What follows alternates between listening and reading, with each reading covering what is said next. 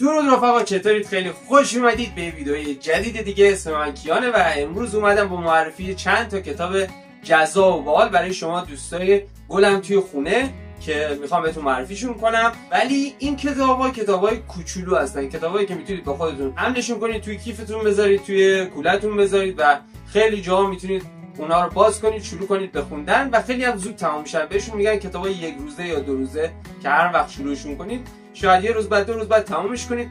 موضوعاتشون خیلی خوبن، نویسنده‌هاشون نویسنده‌های خیلی معروفیه. همشون هم از نشر ماهی من انتخاب کردم که بهترین ترجمه و بهترین نسخه‌های این کتابا هستش. حالا بریم تک تک سراغشون. فقط قبل از اینکه بریم سراغ ادامه ویدیو، یادتون نره که این ویدیو رو حتما لایک کنید و اگر دوست داشتید ویدیوهای معرفی کتاب، دنیای کتاب علاقه من بودید، میتونید به کانال من سابسکرایب کنید که ویدیوهای آینده رو از دست ندید. زنگوله کنارش هم فعال کنید. بریم سراغ ادامه ویدیو. لتس گو.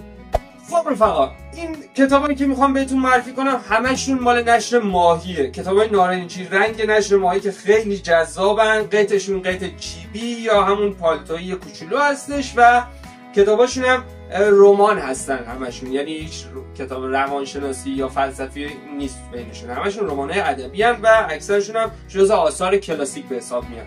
اولین کتابی که میخوام از این مجموعه بهتون معرفی کنم کتابی است با عنوان سمفونی پاستورال که نویسنده‌اش آندره ژیده که خیلی معروفه. مترجمش هم آقای اسکندر آبادی هستش. این کتاب راجع به سمفونی ششم بتهوون، یک داستان عاشقانه است و نوبل ادبیات هم گرفته این کتاب و تونسته برای نویسنده‌اش جایزه نوبل رو به ارمغان بیاره.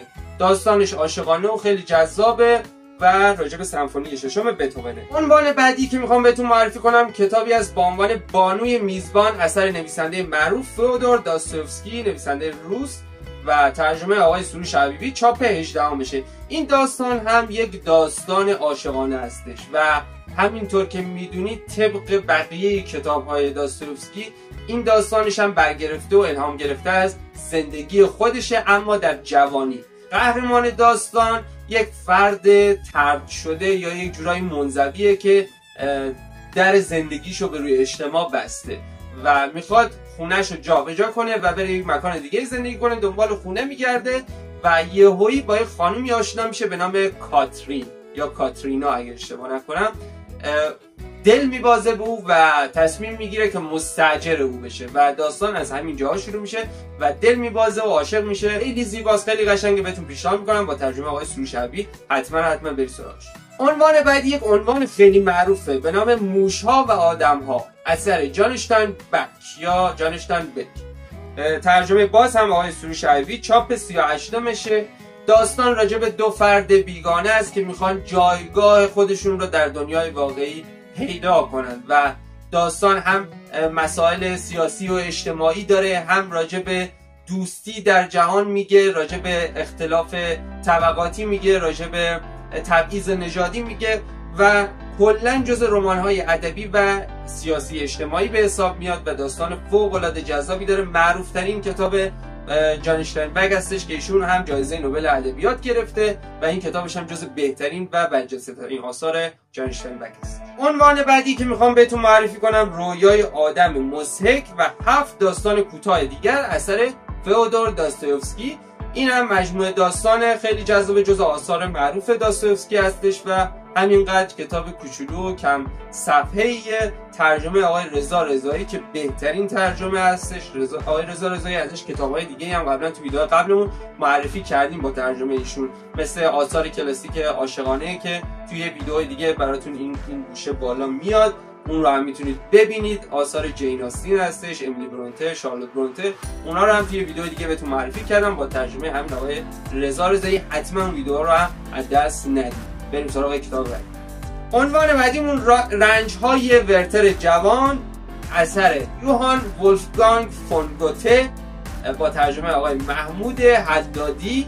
چاپ 31 میشه. این کتاب هم جزء آثار ادبیات آلمان به حساب میاد، تاریخ ادبیات آلمان، و بهتون پیشنهاد میکنم که اگر به داستان‌های تراژیک علاقه‌مند هستی این کتاب رو هم حتما بخونید و لذت ببرید. و اما عنوان آخرمون یادداشت‌های یک پزشک جوان، اثر میخائیل بولگاکوف که نویسنده معروف روسی هستش و پزشک هم بود ایشون و در این کتاب هم به روایات نخستین سالهای فعالیتش در عرصه پزشکی و تجربیات پزشکی خودش آورده و پس از پایان تحصیلاتش میره به یه منطقه محرومی که به مداوای مردم محروم و دورافتاده‌ای در یک روستایی کمک کنه و این کتاب هم برگرفته از همون هست، یادداشت‌های یک پزشک جوان فوق‌العاده زیباست و فوق‌العاده روان. ترجمه آقای آبتین گلکار که جزء مترجمین خیلی برجسته در بازار کتاب ایران هم ایشون ترجمه‌های بسیار برجسته و خفنی داره. این هم بود از معرفی 6 تا عنوان کتاب‌های جیبی خیلی خفن که میتونید بخونید. هر چقدر هم سطح مطالعه‌تون پایین باشه یا کم خونده باشید، باز هم میتونید این کتابا رو بخونید، لذت ببرید و استفاده کنید. حتما توی پولتون توی کیف همراهتون داشته باشید که مثلا اگر توی مترو هستید، توی اتوبوس هستید یا مثلا توی مطب دکتر نشستید، یه تایم بیکاری دارید، چند صفحه رو میتونید بخونید و اگر یک روزه هم بخواید بخونیدشون که خیلی راحت پشت سر هم تموم میشه، شاید 3-4 ساعته راحت تمومشون کنید.